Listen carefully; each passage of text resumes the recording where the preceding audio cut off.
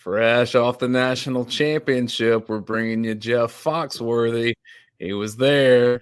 He's showing off the G. This was the shirt. I saved this shirt. I got to go to practice this summer, and Kirby gave me a little bag, and this shirt was in it. And so I'm really weird. Like in 2017, I had a shirt that I bought in the bookstore. I only wear it on game day.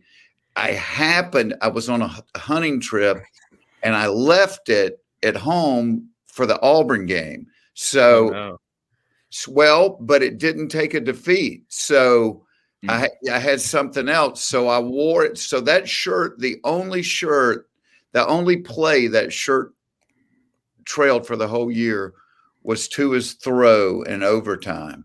But because of that, and it had that blemish on it, I could never wear it again game day. So this summer, went to the bookstore, reloaded, got another new shirt, only wore it game day. It was undefeated until the SEC championship game. And obviously it got dirtied. It got spoiled. So it could never be a game day shirt again. But I had been holding this shirt back that was in the little bag Kirby gave me. And I had not worn it at all, still had the tag on it. So popped the tag, wore it to the Natty. And so forever, this is, that is the one. It's the one. And it will be retired. I mean, I'll never wear it again game day. So you'll never wash it, right? Like it just has to stay as is.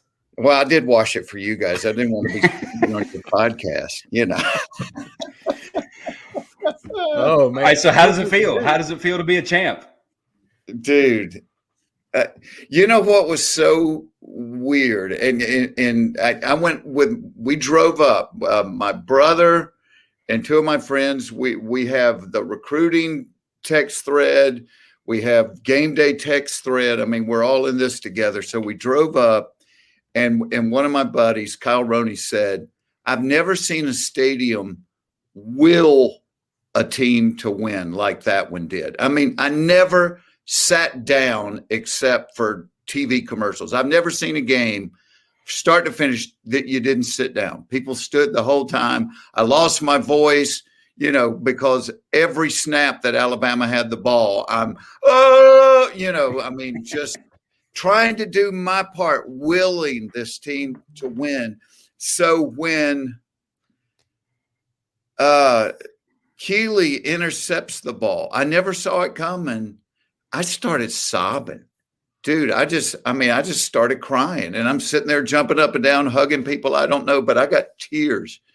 And I look around and I texted my wife. I said, I've never seen this many people crying at a sporting event. I mean, just openly crying. And you realize that's 41 years of pent up, coming close, thinking this is going to be the year. And it's like the dam broke. It just all got released. And, I'm standing there screaming to no one, we won the Natty. We won the Natty. It was just fabulous. So what was your viewpoint? Which was he going away from you? Was he coming at you? Was he on the opposite side of the field?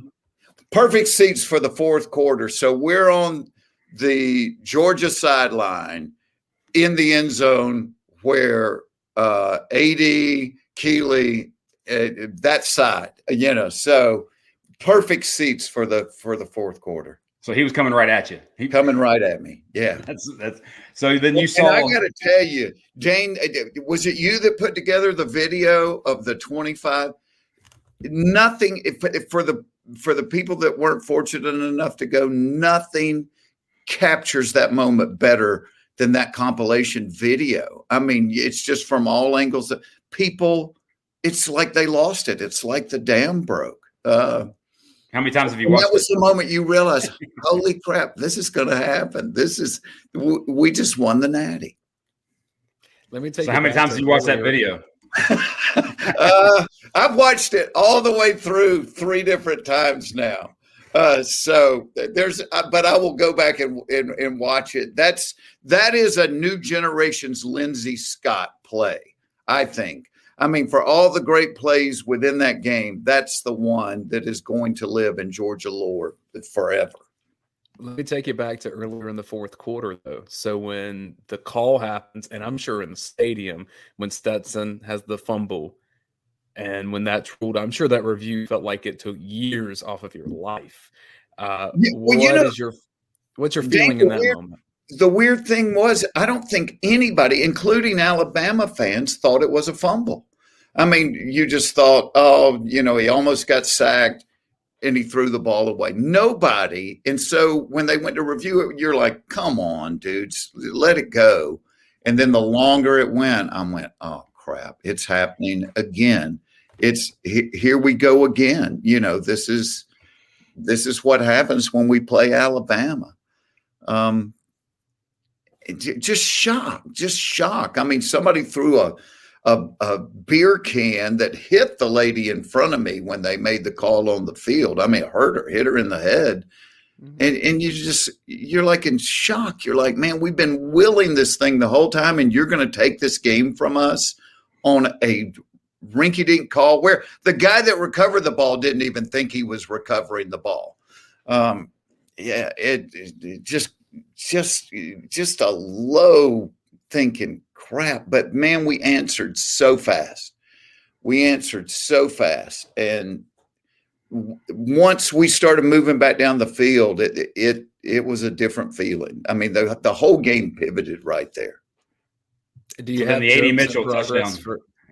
Do you have jokes in progress for Stetson Bennett, like into routine at some point? Because I mean, this guy, Georgia legend now, forever a Georgia legend, and I was trying to be. Me and Kyle Rooney were trying to be positive. We just kept looking at each other from that morning, going, "Everything's falling into place. Everything's falling into place. We're not going to be negative."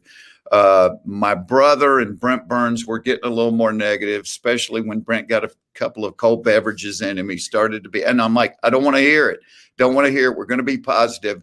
I had to do on the drive back Tuesday to Atlanta, I had to do a true confession, because I said to myself, if we end up losing this game because of that fumble, golly, I hate to even admit this because it sounds so petty, but I had to come clean. I had to confess. God says you have to do that. I made a vow to myself, kind of like Baltimore. I was never going to say Stetson's name out loud again for the remainder of my life if we lost the game because of that.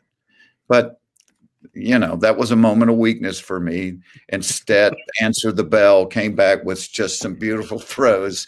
And so now I get to say his name forever. So how does that feel like in the stadium? Because it wasn't like Georgia was, all right, we're going to run, pass after that. It was come out, chuck it, get the P out of Burton. Like every play on that drive was a pass play. So every play, you got the Burton on the sideline. Then you've got Kenny McIntosh, who is so undervalued as a receiving running back. Kenny McIntosh is going to be a demon in the league because he catches the ball so well. And then you have the play, and we saw Bama jump off sides. It's right in front of us. We were right there on the 40, and we're all yelling free play, free play. And you couldn't have thrown that ball any better. And AD's adjustment to the ball, fantastic throw, fantastic catch. And, that's some of the rap on Stat, because I said later, if JT had thrown that ball, you'd have been going, you can't throw a football any better than that. With Stat, he doesn't get that kind of credit and leverage. And it was a fantastic, he immediately knew he had a free play. He knew there was no wavering where he was going to go. Makes a great throw. You get a great catch. And, at that point, you're starting to think they're not quitting tonight. They're like in the past, when you felt the game starting to slip away to Alabama, it felt different. It's like, it ain't slipping away. They're not quitting. They're not throwing in the towel. And then you hold them to a 3-and-out, and then you come back and you do it different. Now you're playing Kirby ball. That O-line's leaning on them. I mean, just leaning on them. And Zeus is just running it down their throats. And you're going, man, that front line D line of Alabama, they don't want it anymore. They're getting pounded right now. This is Georgia football. So it was kind of cool to see the traditional Georgia football and the untraditional. I mean, like that little lollipop to Bowers. I'm like, what a great call. What a stinking great call. So, we don't have the kind of offense Alabama has. We don't have these super elite guys on the outside, but we do have something. And I saw, Dayne, like last night you had, the thing about Lawson Lucky. And I'm thinking this morning, are we also going to become TEU? Because I think we might be using tight ends as good as anybody in the country right now. Definitely. Beyond the shadow of doubt. So then now, so the Bowers touchdown happens. Bama's got the ball. How are you feeling? Like how is the vibe around you? How are you feeling as Bama starts to drive a little bit? Yeah, I mean, they got a couple of third downs.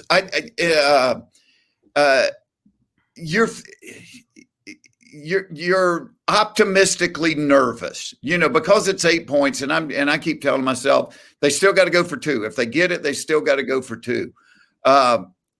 And certainly didn't see a pick 6 coming. In fact, this is how cheesy I am. So I got a hoodie. I got my Georgia hoodie on with the little pouch.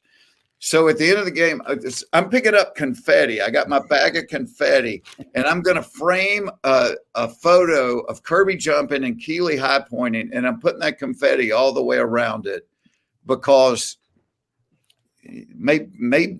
for me, and I saw Lindsey Scott. I watched Lindsey Scott on TV, but that to me is the defining play of my lifetime as a Bulldog fan. How do you compare what just happened to what you witnessed in 1980?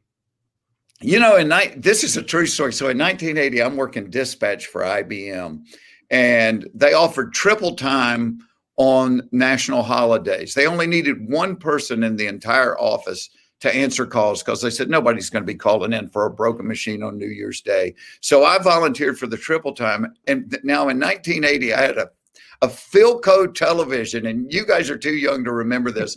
TVs were like 3 feet deep and 3 feet wide. I mean, and this freaking television must have weighed 140 pounds. And so I drive downtown to Colony Square. I'm the only car in the parking lot. And I get this 140-pound TV, and I'm walking across the parking lot, get on the elevator, and I towed it upstairs, and I put it on my desk. No cable, no antenna. Thankfully, we lived in the age where you could still get reception. And I watched the national championship, Georgia and Notre Dame, on that TV on my desk. Yeah, by myself, celebrating, and then lug that TV back down to the car. So that's how I did it the other time in my life when we got triple time pay. And didn't have to answer a single call all day long. So speaking of calls, what's your phone look like since early Tuesday morning? Because I mean, if you want to drop some names of people that reached out to you, I'd love to hear it. Brent Rollins, David Pollock, Davey and I were kind of laughing because we were both crying, and both of us didn't see it coming, And I think David does such a great job. I think David's fantastic at his job, and it's very hard to sometimes, I think early on David tried really hard not to be viewed as a Georgia homer. And so there was Georgia fans, well, go crap, he hates the Dogs. I'm like, you don't know him then.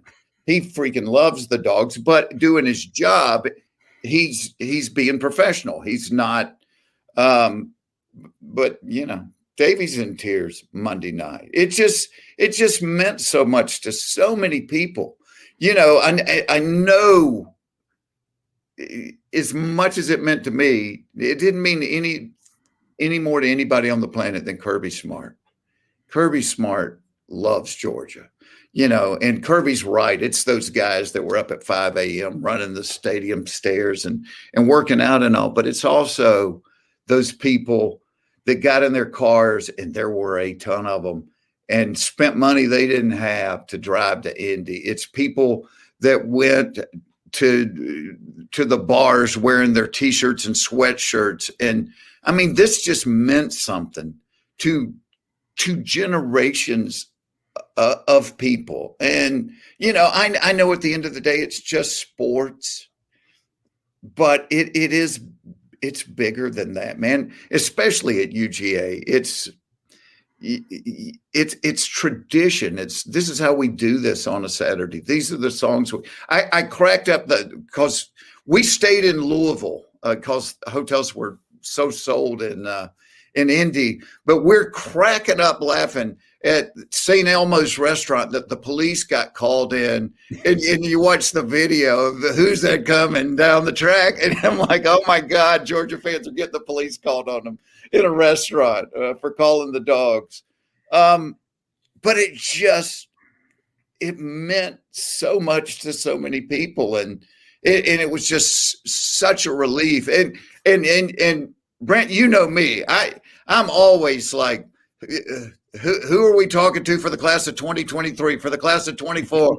You know, I'm like a recruiting, and I just decided I ain't looking at it. I ain't looking at it for 2 or 3 days, and I'm just going to, like sitting under a warm waterfall. I'm just going to soak in this feeling and let it bathe over me. And then I'll go back and, you know, be the neurotic recruiting guy. Be the neurotic recruiting guy again. Sure. I mean, you already told on yourself though, because you asked about Lawson Lucky. So yes. I don't know that you're actually. Well, that was my first peak, you know, after the Natty. So yeah.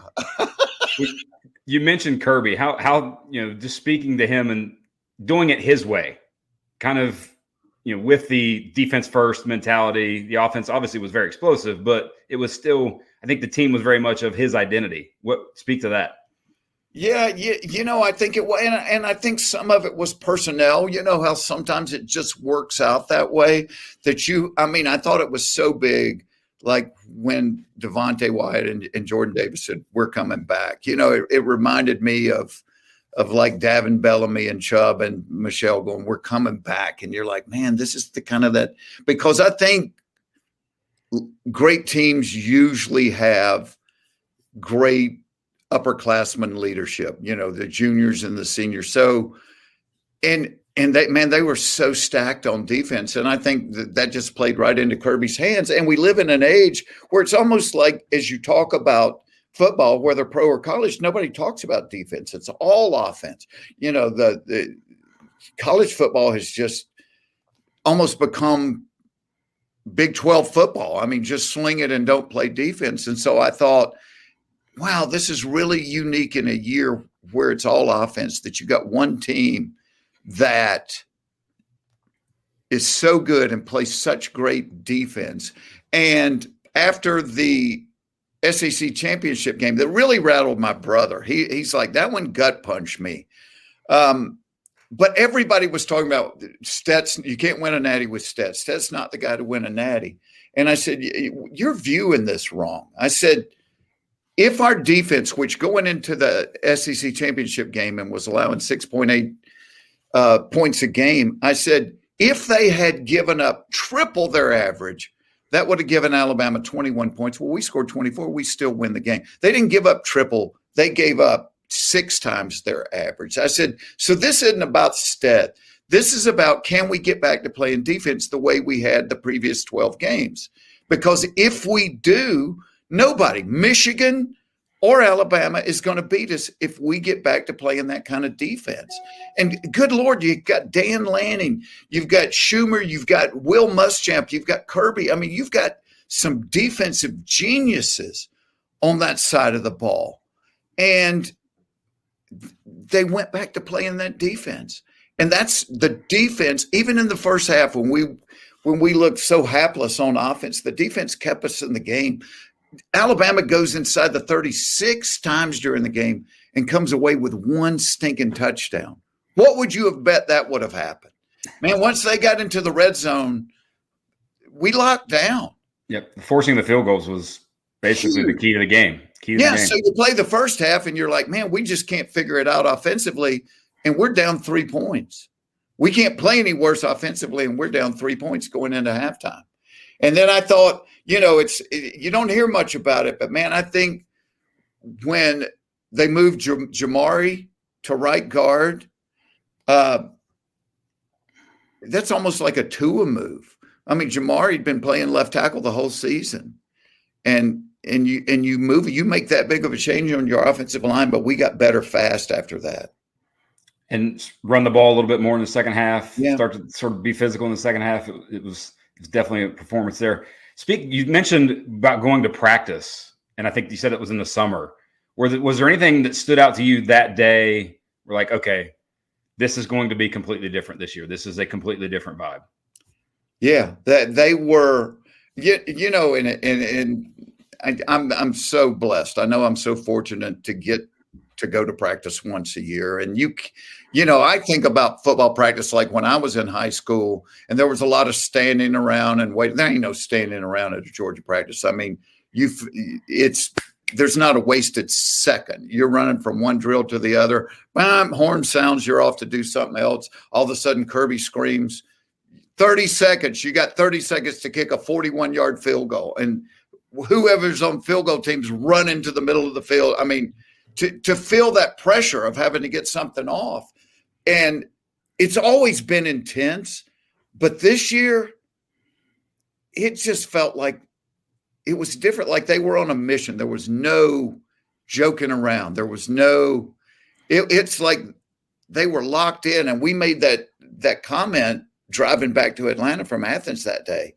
It's like, man, this team's like, they're like business. This is like they are on a mission.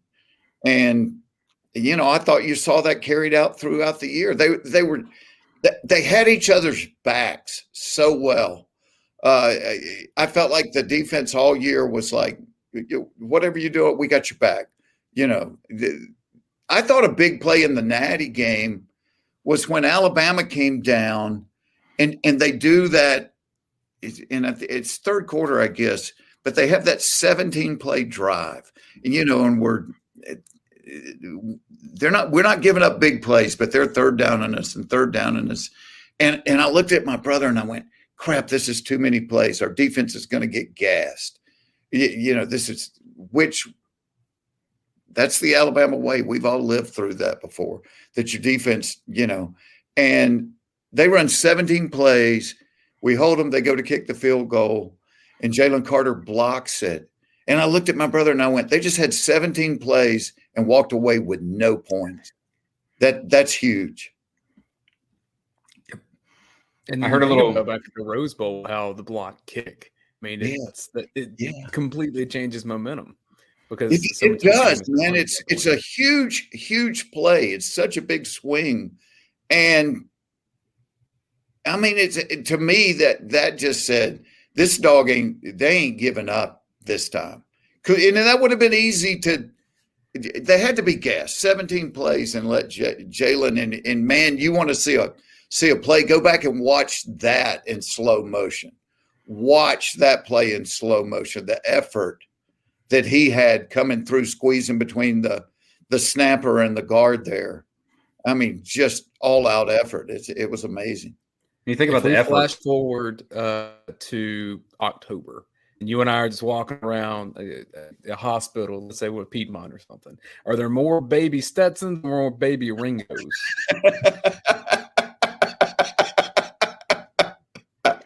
Well, I don't think you could go wrong either way. I think Keely's probably going to become a very popular name. Stet's going to become and God bless the kid. God bless the kid. And anybody that wants to hate on Stetson, go look at him crying on the sideline. You want to know what it meant to him? Go look at him crying on the sideline. I mean, if he ever buys a cheeseburger in Athens again, shame on you. Anything for that matter. Round the golf, cheeseburger. He should never have to touch his wallet again for the rest of his life. My idea is that in the parade on Saturday, he needs to be in a mail truck. And if that doesn't happen, then someone at athletics has really failed us all. I 100% agree. We even talked about coming back. Where do we get mailman hats? Where, is there a place you can buy a hat from the U.S. Postal Service? Because I would love to get one and have Stets sign it. I'd put it up on my shelf there in the back, the mailman hat, because he's stinking delivered. Are you buddies Wayne Knight? I know he's a Georgia guy, so maybe he could reprise the Newman character, who was a postal worker. Yeah, I actually am.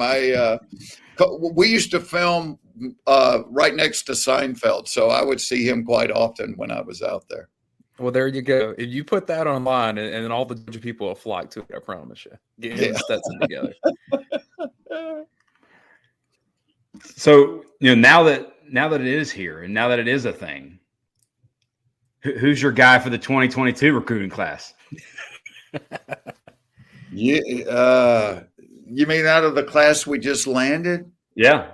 Who's your guy? You got to have a guy. Who's your guy? Michael Williams, probably.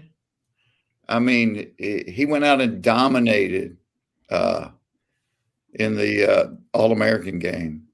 That I think we're going to look back and go, holy cow, that kid from Columbus was committed to USC, and we kept him. I think he's going to be a star. You know who makes me laugh? Julian Humphrey may be like LeCount on this team. He has such great tweets. I loved his tweet last night with a show of Keeley catching the ball and Kirby high pointing, and he's got an arrow, and he goes, "Who wouldn't want to play for this guy?" I thought, dang right. I'm excited about this class. It's funny. I was sitting there this morning going through like the dog vent and all, and you see like people are already panicking over the portal, and Kimber leaving. And I'm like, well, it's the age of football that we leave in. And I think if we learn nothing else this year, and we're not going to do it because we're fans. We love to gripe about stuff. We love to second guess stuff. But kind of for me, I'm like, kind of like Alabama people do Saban. I'm like, I trust Kirby. I trust Kirby knows what he's doing. Kirby took an unbelievable amount of grief for sticking with Stead over JT. Fans, reporters, national analysts. And then you get to the end of the line and go, dadgum, Kirby knew what he was doing.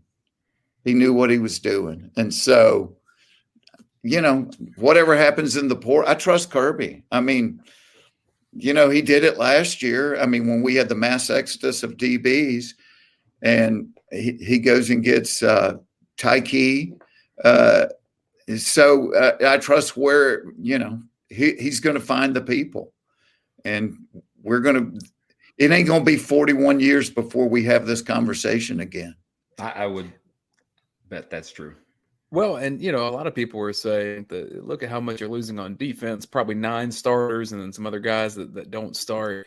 There's no way that can happen again. Look at the schedule next year and then look at the talent on Georgia's roster. You don't know anything about what can happen next year because it could be a repeat where they could miss out. I could see either scenario. None of that really matters right now other than I'm sure Kirby's about to drop a line saying he feels so, bad about being 10 days behind everyone else on roster management. He's already said that. Dayne, he's already said that. Well, that's the problem with playing in the Natties. It puts you 10 days behind everybody else. I'm like, give it a rest, Herb. But I don't think it's possible. I think this defense, it's the best defense I've ever seen in my lifetime as a fan.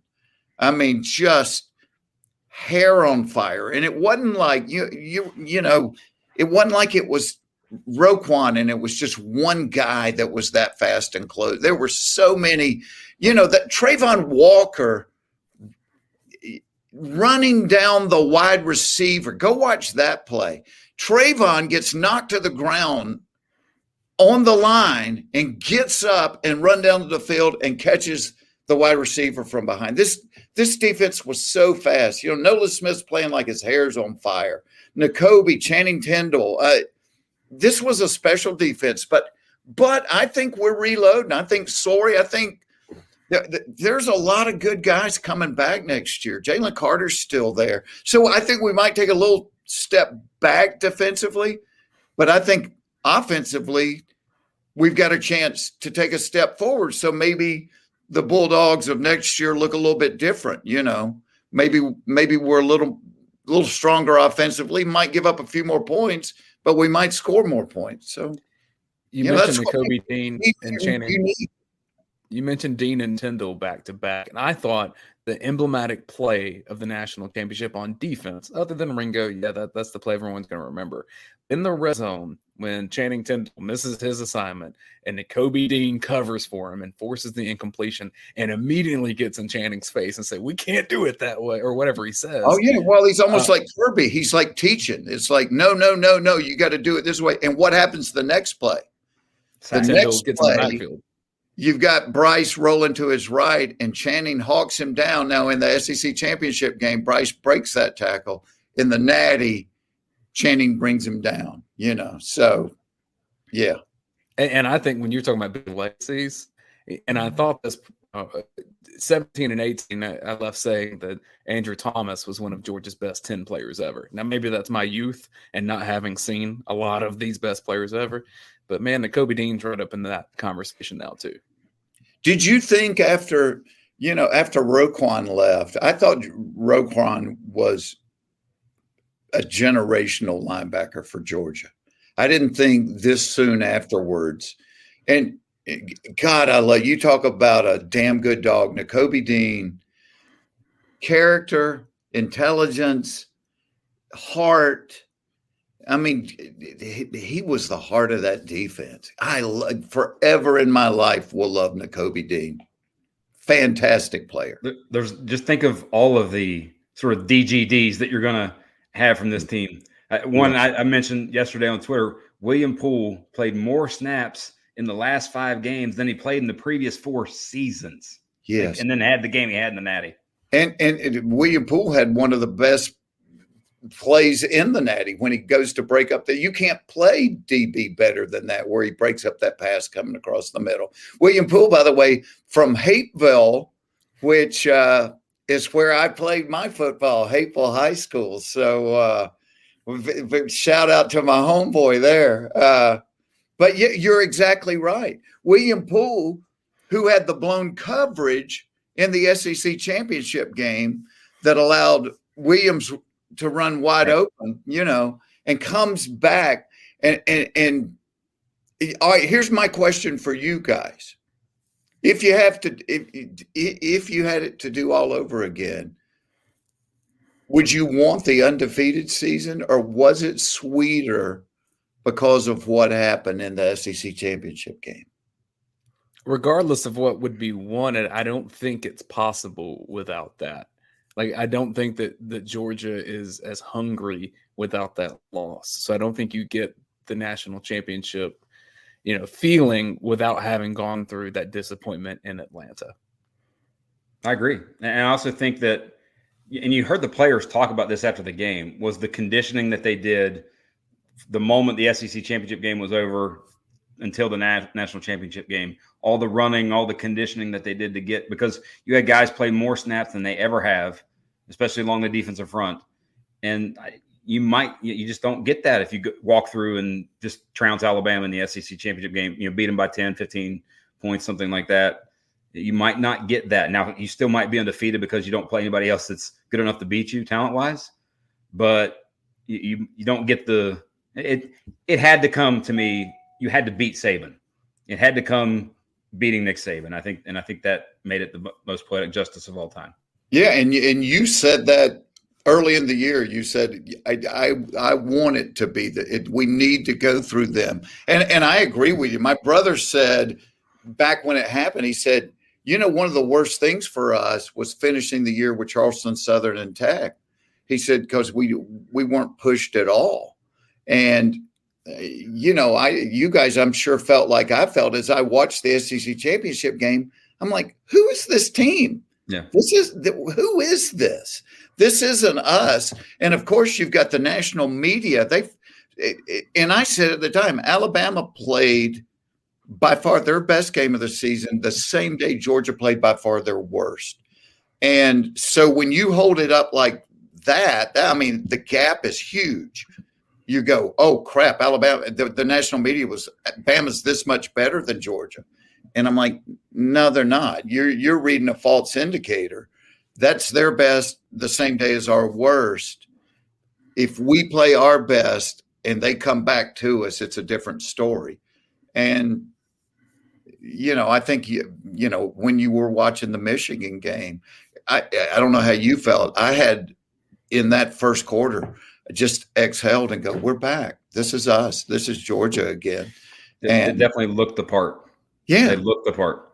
And they won the game Monday night. That defense, God, what heart, man. Those guys, and they were on the field. You got used to during the season of, by the third or fourth quarter, you weren't seeing Trayvon or Jordan Davis or people in the game. You're sitting there going, who's 96? These dudes were on the field all night Monday night. Two things on the Ringo pick six. And I think some people have noticed them, but from a storytelling standpoint, they're pretty interesting. So Bryce Young, when he tries to make a tackle on the pick six, winds up right beside Kirby Smart. Yes. And who picks him up off of the ground? Kirby Smart. Same guy that after the game says that's the best player in college football. So that's one of the things. The other thing is once Ringo gets to about the 10-yard line, who's sprinting beside him to get the last block that you need? Dan Jackson. None other than Dan Jackson. And he gets lit up. He got volcanoed. But God bless him, man. He probably didn't feel it at all. I think he landed on his feet somehow. I don't know how. Maybe it was just the energy of the moment, but he was down on the ground for like a quarter of a second, popped right back up. I saw where somebody said instead of Kirby helping Bryce up, he should have squirted him in the face with a water bottle and then high five Pickens.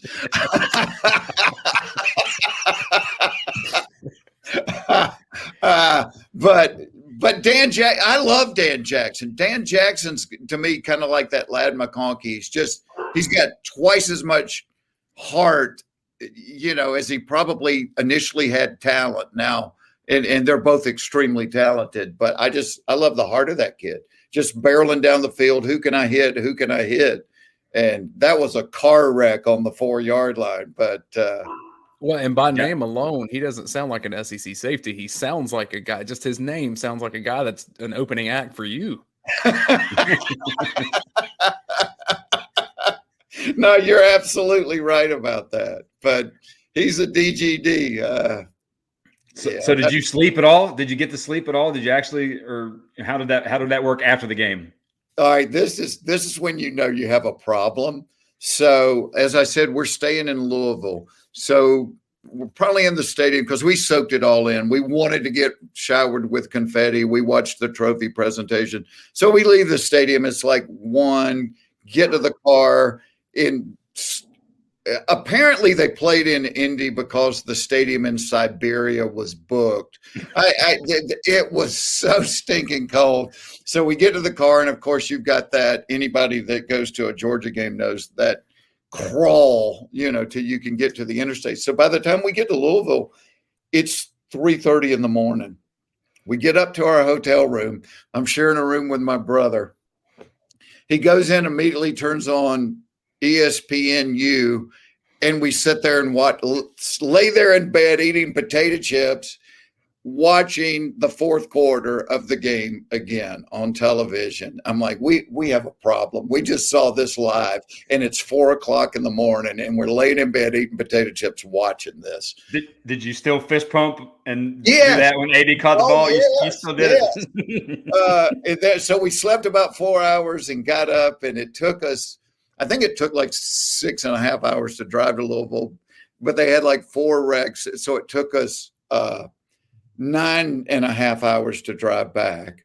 But we listened to 680 The Fan, local, wanted to get the local thing, listened to New Heisel.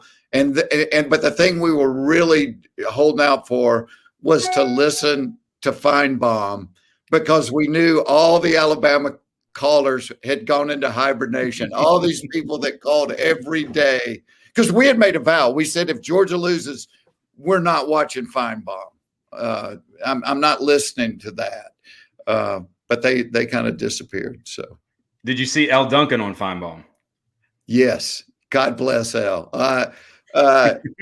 Yes, and showing up like in her bathrobe to do it. But yeah, that was awesome. I was happy for her. Coach Donnan was on Feinbaum yesterday, and I'll tell you, just being able to sit and we do the watch along show with him and enjoy the national championship game, because the context earlier that day, Champ Bailey was announced as a college football Hall of Famer. And then that night, Kirby Smart wins a national championship. Wow. And so two of the most impactful players of Donnan's era at Georgia, guys that were so big for UGA, and obviously, decades later, are guys that help build whatever this is. He gets to sit there like a proud papa and look at it. And that was really cool to see. Yeah, absolutely. And it's kind of fun when you just eat and breathe this stuff, and you're going back and you're throwing out questions, and one of them was, so does this make Kirby the greatest coach ever at Georgia?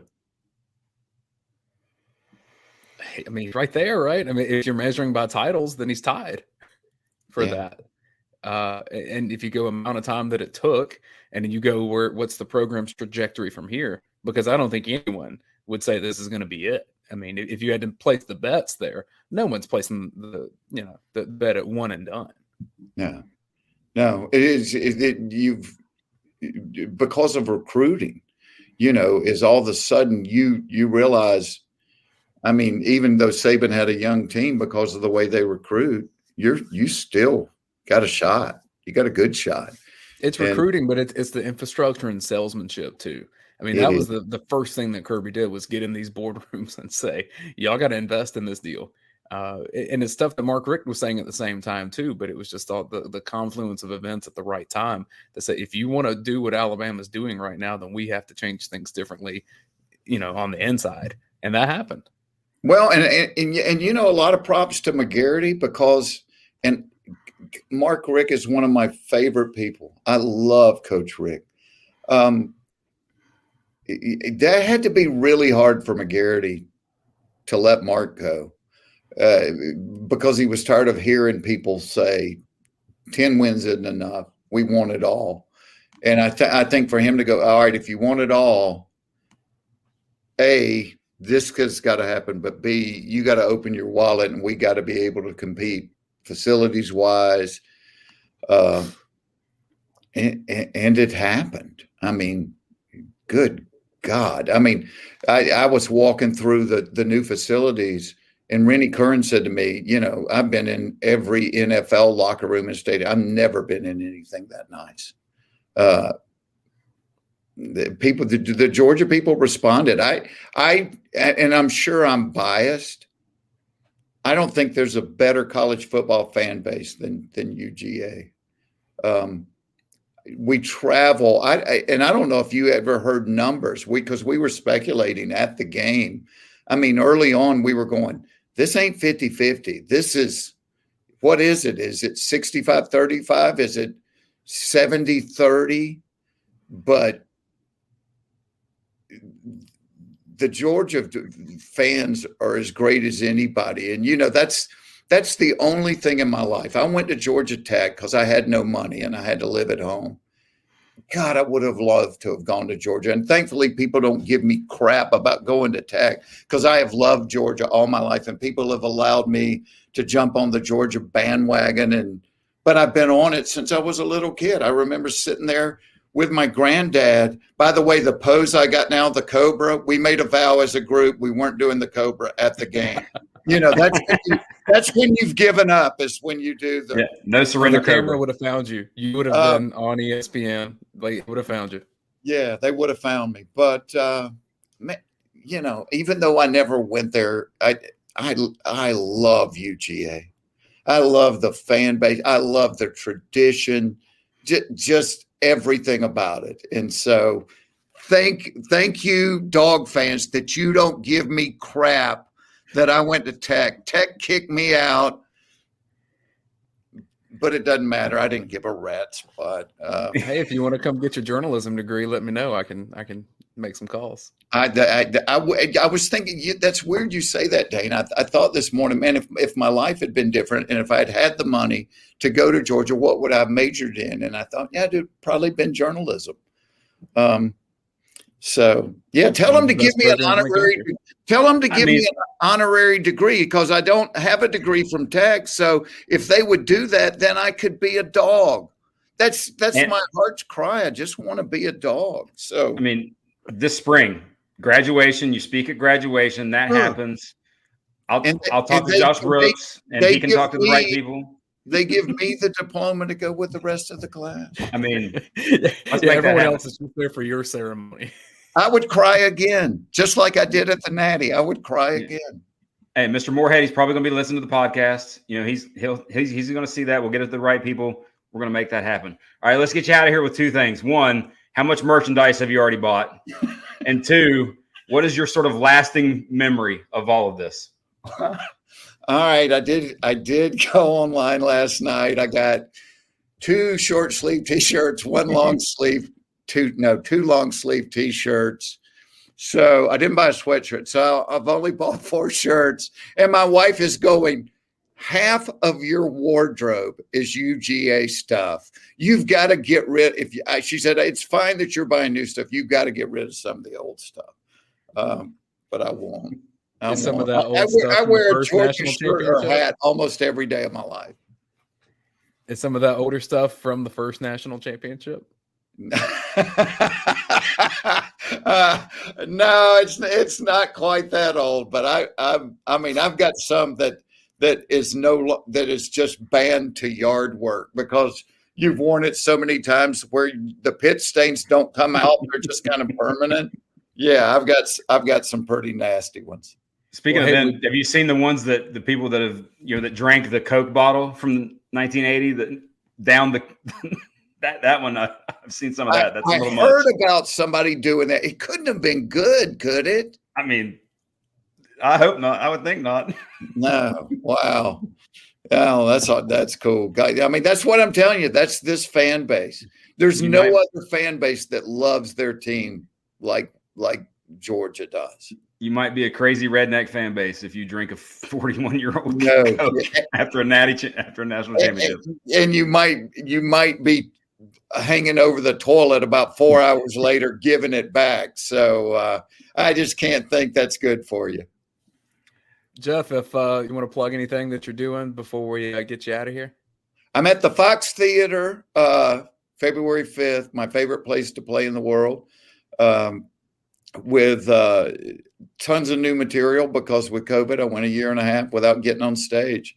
So, I've always said, I don't think laughter makes people's problems go away, but I do think laughter, it's like the release valve that keeps the boiler from exploding. You kind of laugh and then you're like, all right, I can go back and deal with whatever I've got to deal with. And I think that's the one thing over the last couple of years with this pandemic is it's laughter and it's live music. That's kind of those releases for people. And we had neither. So people have been carrying all this stress. And so what I'm finding now is when I'm doing shows, I'm just kind of shocked by the number of people that come back after the show and go, oh my God, I can't remember the last time I laughed like that. I needed that so bad. And I'm like, yeah, we do. That's the thing that keeps us sane is blowing off some steam, whether it's laughter, live music, or hell of a football team. Those are the things that give us the whatever to keep going, keep walking. I expect people will be calling the dogs with you on February 5th at the Fox Theater. That's what I expect. You know what? We should call the dogs. Shouldn't we do that at the Fox? 100% should be. I mean, I would assume that you come out and the whole crowd starts barking like crazy. I have never got to call the dogs in my life. I think I'm going to do that at the Fox. All right, I'm just producing your show for you, man. I'll expect the royalties. Listen, you guys are coming. Seats are on me, but you gotta help me call the dogs. All right. We're there. We're there. Right. Jeff, as always, you've been so gracious with your time, and we're really fortunate to be connected to you, and really thrilled that you got to experience this firsthand. And you're as big of a Georgia fan as I've ever encountered, and just hearing your story, we appreciate the time you made for us. Well, Dayne, we were kind of figuring out, maybe you guys have an idea. I said the other night, I said, how many Georgia fans do you think there are in the world? And I have no idea. I mean, it's a hypothetical question. But I said, all right, say there's 4 million. I think it's higher than that. My brother thought that was an accurate number. But just say 4 million for the sake of the argument. And if there were 40,000 of us at the game, I understand how so blessed I was to get to go to that game, because 40,000 out of 4 million, if you do it on the calculator, it's 0.01% that actually got to be there live. And it's so funny. I'm like an old dude. I watch games on TV because I like the replay, and I like not having to stand in line at the bathroom and all. But I said to my wife, we were headed down to my farm on Thanksgiving. I said, I never say this. I said, if Georgia goes to the Natty, I want to go. And she goes, oh, you should. She said, when is it? And I said, I think it's January the 10th. And she pulls out her phone and she looks and she said, we're in Machu Picchu. We were supposed to, my oldest daughter had always wanted to go to Galapagos and see the giant tortoises, and it was her 30th birthday. So we had booked this trip like a year and a half ago. And January 10th, we were supposed to be in Peru at Machu Picchu. And at Christmas, my oldest daughter got COVID. She's fine, but she got COVID, and we were supposed to fly out like New Year's Day. So we had to cancel the trip. And when they canceled the trip, and when my wife said, you're in Machu Picchu, I literally, I almost started crying. I didn't say anything. I just drove silent for 20 minutes. And I'm like, so you're telling me that if we go to the Natty, I'm going to be in a third world country with an iPad, hoping they have internet, trying to watch this thing. And so when the trip got canceled, I kind of, said to my wife, so does this mean I can go to the Natty now? And she's like, yes, you should. So I think it was God ordained that I got to go. Divine intervention. But I will remember it my entire life. It's for a lifetime sports fan, it was the greatest day of my sports life. So you went and hugged your daughter and you said, I'm so glad you're okay, but thanks for getting COVID for this. I love you, Joy. And she's a dog too. So maybe she was giving me that as a gift.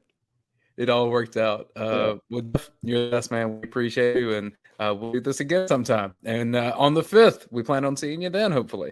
Yes. We will see each other then. Then we'll start really talking recruiting after that again. So, but thank you for a couple guys out there. Yep. God bless.